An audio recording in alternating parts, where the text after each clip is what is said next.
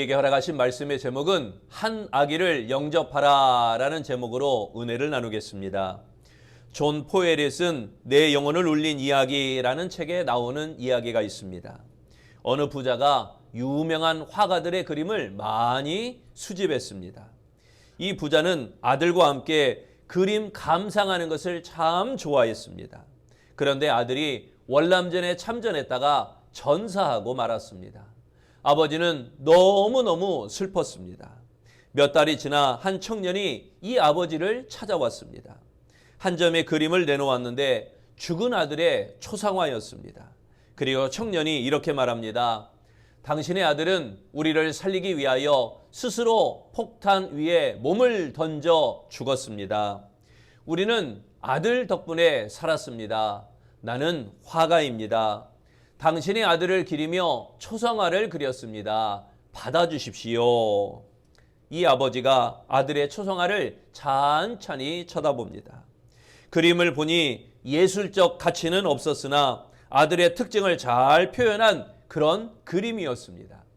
어느덧 세월이 흘러 이 부자가 죽음을 맞이하게 되었습니다. 그가 소장했던 그림을 경매한다라는 광고가 났습니다. 중개인이 아들의 초상화부터 경매를 하기 시작했습니다. 그런데 경매장에 모인 사람들 가운데 아들의 초상화를 사겠다고 나서는 사람이 한 사람도 없었습니다. 오히려 저런 가치 없는 그림을 작품이라고 경매에 내놓았느냐, 이런 비아냥만 있었습니다. 그때 뒷자리에 있던 한 사람이 손을 들었습니다. 부잣집의 정원사였습니다. 정원사는 평소 주인의 아들과 친하게 지냈습니다. 그는 가진 돈이 20달러밖에 없다라고 말하고 결국 그 돈에 그 아들의 초상화 그림을 낙찰이 되었습니다.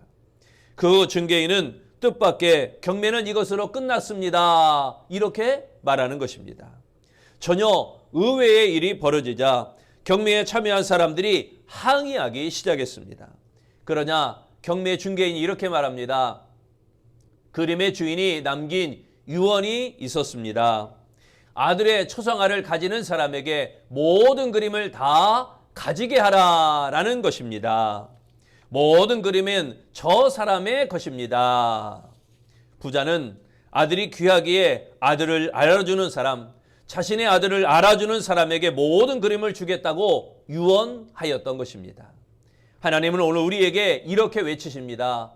나의 아들의 가치를 알아주는 사람이 없느냐? 여기 나의 아들이다. 보라, 나의 아들을 원하는 사람에게 나의 가진 모든 것을 주겠다. 하나님의 아들 예수 안에 모든 복이 있는 것입니다. 하나님은 우리를 위해 이 땅에 보내신 한 아기, 곧 예수 그리스도를 영접하는 사람에게 모든 복을 주신다라고 말씀하시는 것입니다.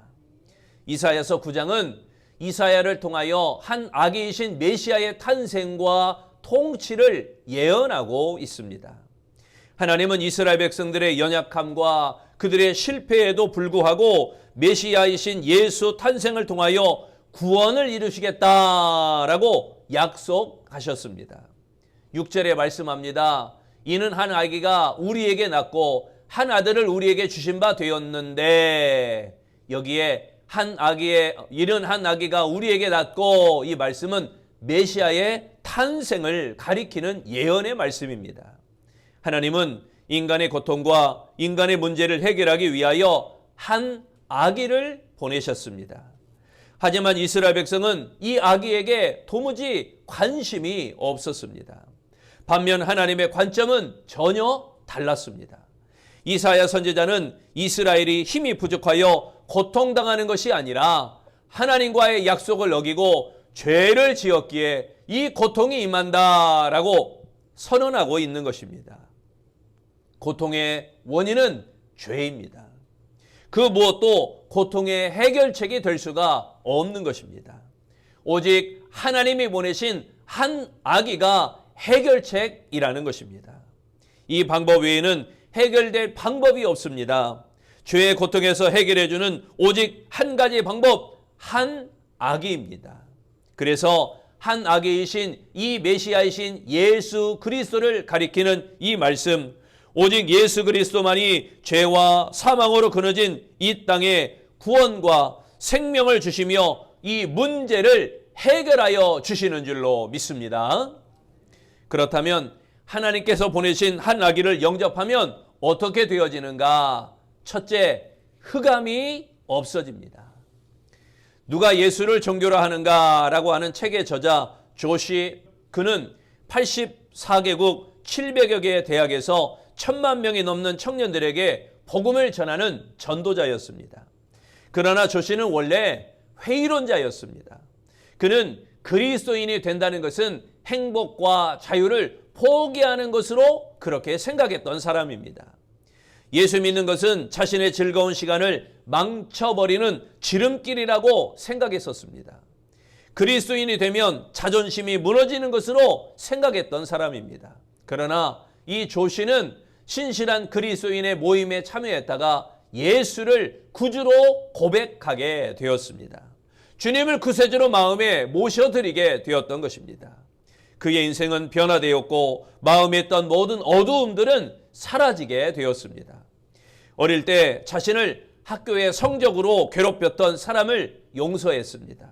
심각한 알코올 중독자였던 그의 아버지는 그의 어머니를 심하게 폭행했습니다. 그러나 예수님을 영접한 조시는 알코올 중독자로 폭행하던 아버지를 용서하였습니다.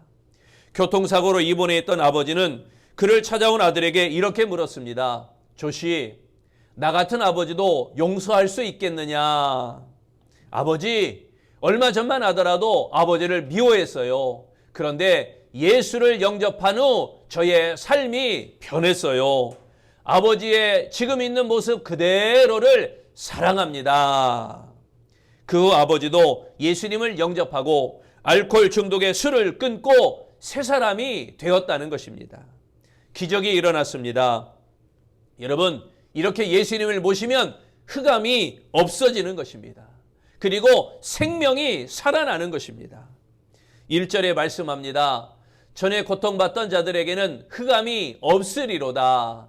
옛적에는 여호와께서 스불론 땅과 납달리 땅이 멸시를 당하게 하셨더니 후에는 해변길과 여단 저쪽 이방의 갈릴리를 영화롭게 하셨으리라. 여기에 흑암이 없으리로다 이 말씀은 어둡고 고통스러운 곳에 빛이 비치다라는 의미입니다. 도울 자가 없이 답답한 상황에 숨이 막힐 정도로 고통스러워하는 자에게 하나님께서 은혜의 얼굴을 비칠 것이라고 이 이사야는 선포하고 있는 것입니다. 흑암에 갇혀있던 갈릴리에 빛을 비추는 그 예수님의 사역을 미리 예언하고 있는 이사야의 말씀인 것입니다. 오직 예수 그리스도만이 죄와 사망으로 그늘질 땅에 생명의 빛을 비출 수가 있는 것입니다. 예수님이 오심으로 어둠에 행하던 백성들이 이제는 생명을 얻었고 흑암에 없어지고 빛 가운데 살게 되었다는 것입니다. 세상은 점차 어두워져 가고 세상은 점차 혼탁해져 가고 있습니다. 거짓된 가르침이 난무하고 가치관이 흩어지고 흑암으로 인해서 이 모든 것들이 무너지고 있는 시대입니다. 그러나 빛으로 오신 예수 그리스도를 영접하면 이 모든 어둠의 권세, 흑암이 없어지는 줄로 믿습니다. 빛으로 오신 예수님을 모시는 그 마음의 구유, 빛으로 오신 예수님을 모실 수 있는 이 마음의 구유가 준비되어지시기를 바랍니다. 언제 어디서든 이 빛 대신 그리스도를 마음에 모시고 빛 가운데 살아가시기는 우리 아름다운 성도가 되시기를 바랍니다. 그리할 때 하나님께서 악한 흑암의 어두움을 물리쳐 주시고 우리를 빛 가운데로 인도하시는 거룩한 은혜를 허락하실 줄로 믿습니다. 두 번째, 하나님께서 보내신 한 아기를 영접하면 어떤 일이 생기는가?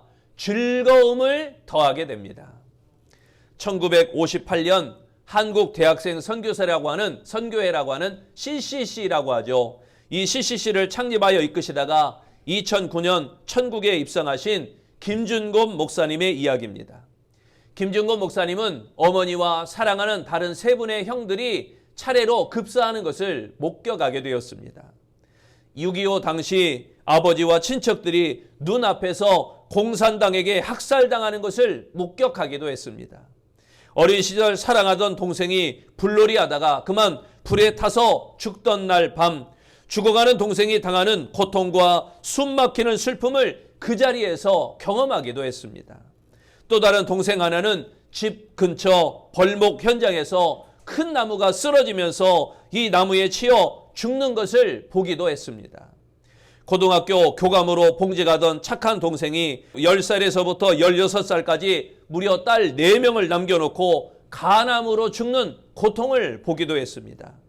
또한 자기 딸이 위암으로 157일간 고통을 겪다가 두 어린 딸을 부탁한다는 말을 남기고 죽는 참혹한 비극을 당하기도 했습니다. 동생과 재수가 죽고 막내 동생은 간경화로 시한부 인생을 살다가 그렇게 천국에 가기도 했습니다. 심지어 고아원을 차려야 될 정도로 부모 없는 친인척 자녀들이 이렇게 자기에게 떠맡기고 모두 다 천국에 올라가게 되었습니다. 여러분 보시면 얼마나 기막힌 인생입니까? 얼마나 무거운 짐이겠습니까? 우리들이 그가 겪었던 것 하나만 겪는다고 해도 그 무게가 엄청나게 힘겨울 것입니다. 그런데 이 김준곤 목사님은 이렇게 고백합니다. 정직하게 말하면 하나의 얼굴로는 웃고 다른 얼굴로는 웁니다.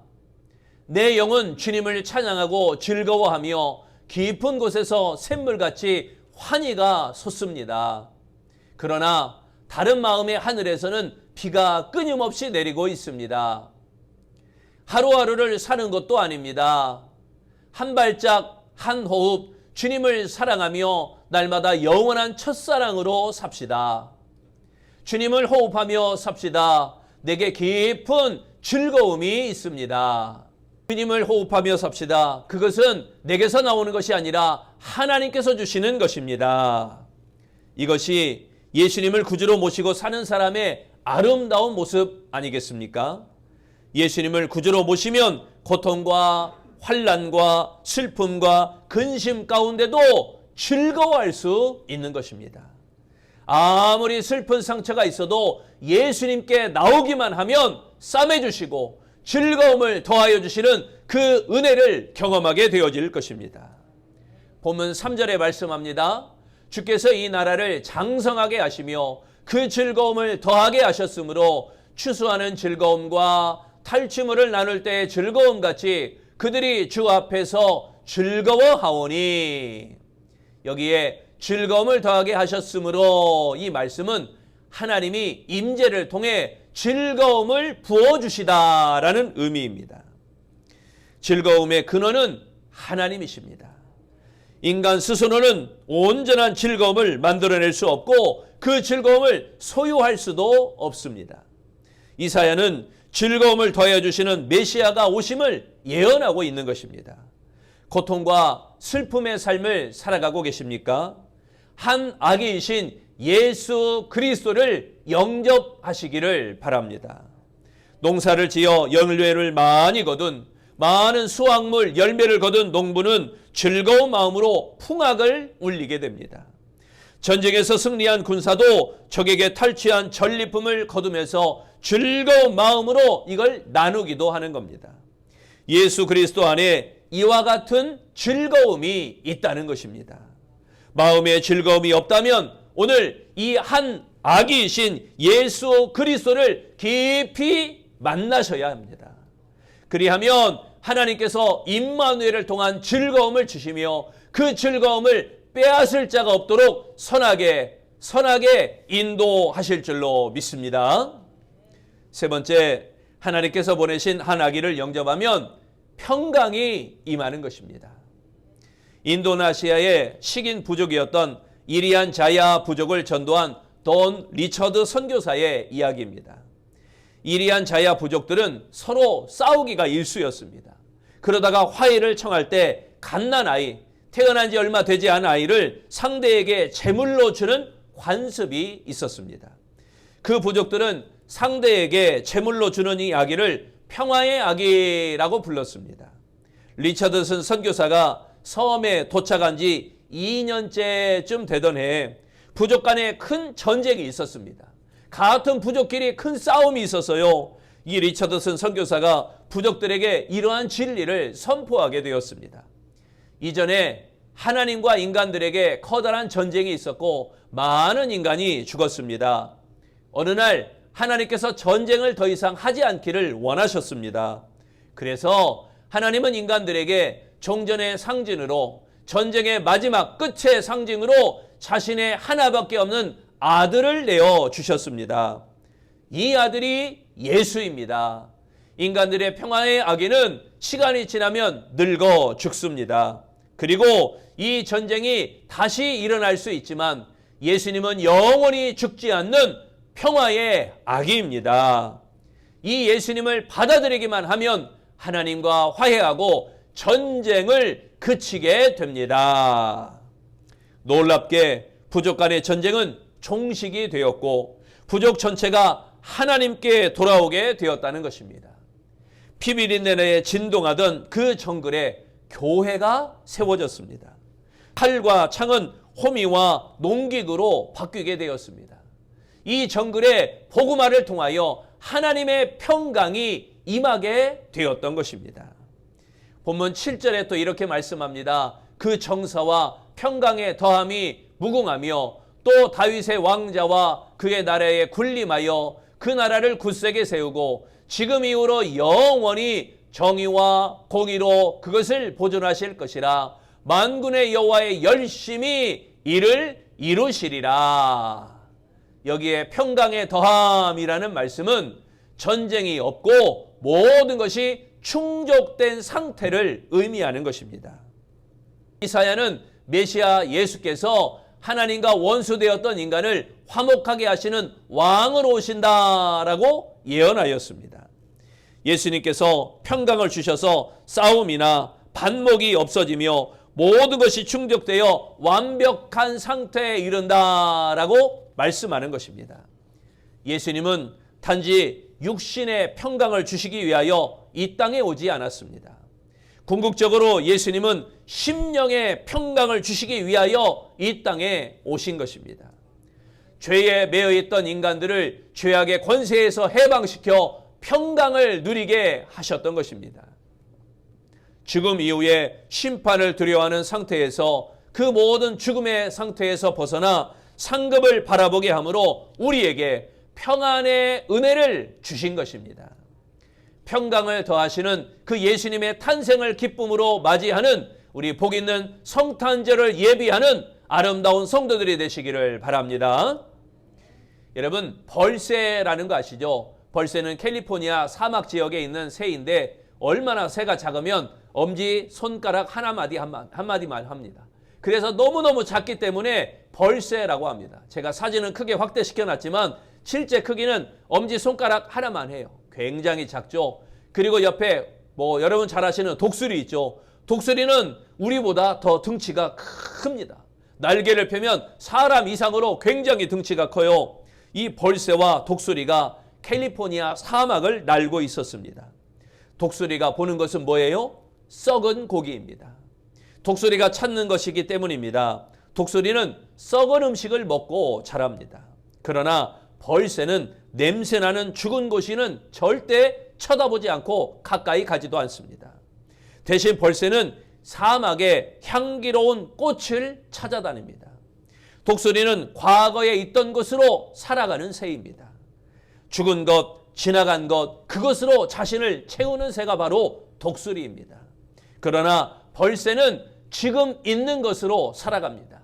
지금 피어있는 꽃, 지금 만개한 꽃, 지금 향기 나는 꽃, 그것으로 살아가는 새가 바로 벌새입니다. 새로운 삶을 찾는 것입니다. 신선하고 생명이 있는 것으로 자기를 채우는 새가 벌새입니다. 이 독수리와 벌새는 그들이 찾는 것을 발견합니다. 여러분, 우리도 그렇게 살아가고 있습니다. 우리도 찾고자 하는 것에 집중하기 때문에 다른 것은 보이지 않고 내가 찾으려고 하는 것만 보이게 되어지는 것입니다. 그래서 지나다 보면 내가 하얀 차를 탔으면 다른 사람도 다 하얀 차만 보여요. 내가 검정차를 탔으면 다른 사람도 다 검정차만 보이게 됩니다. 여러분, 우리에게 관심 있는 것, 내가 알고 있는 것, 내가 희망하는 것, 그것이 내 눈에 자주 보이는 게 바로 이것 때문인 것입니다.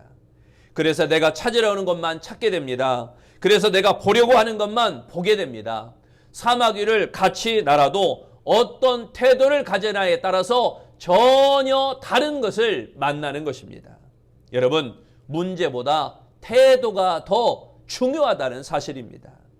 3년이나 되었던 길고 길었던 코로나로 인해서 이 성탄의 기쁨, 성탄의 즐거움, 성탄의 감사를 잃어버린 것은 아니십니까? 하지만 하나님이 인간을 구원하기 위하여 보내신 한 아기 예수 그리스도를 기쁨으로 맞이하는 이번 아름다운 성탄절이 되어지시기를 바랍니다. 사랑하는 성도 여러분, 성탄이 다음 주일입니다. 곧 다가옵니다. 한 아기가 우리에게서 났습니다. 마음의 구유를 준비하고 한 아기이신 이 예수 그리스도를 영접하시기를 바랍니다. 그리하여 흑암을 물리치시기를 바랍니다. 한 아기를 영접하여 즐거움을 더하시기를 바랍니다. 한 아기를 영접하여 평강이 임하시기를 바랍니다. 그리하여 한 아기를 기쁨으로 맞이하고 그 한 아기를 영접하는 우리 아름답고 복된 은혜로운 은혜 위에 은혜가 넘치는 아름다운 성도가 되시기를 축원합니다. 기도하겠습니다. 우리에게 복에 복을 더하시고 은혜 위에 은혜를 더하시기 위하여 이 땅에 한 아기를 보내신 주님, 그 한 아기를 영접하는 우리 아름다운 성도들, 마음 중심에 예수 그리스도를 메시아로 모시며 그분을 영접함으로 말미암아 흑암을 물리치고 즐거움을 더하며 평강이 임하는 삶, 아름다운 신앙생활이 이루어지는 복 있는 주의 성도들이 되게 하여 주옵소서. 3년여나 되었던 길고 긴 코로나가 이제는 정점을 찍어 달리는 줄 압니다. 아버지 하나님, 코로나로 길었던 우리의 낙심한 마음 가운데 성탄의 기쁨을 잃어버린지 않았는지 다시 한번 점검하게 하시고, 하나님이 인간을 구원하기 위하여 보내신 한 아기 예수 그리스도를 정말 기쁨으로 맞이하는 복 있는 성탄절을 맞이하는 복 있는 성도들이 되도록 축복하여 주시옵소서. 우리의 모든 삶 가운데 내주하시고 역사하시고 선하게 이끄시는 예수님 이름으로 기도합니다. 아멘.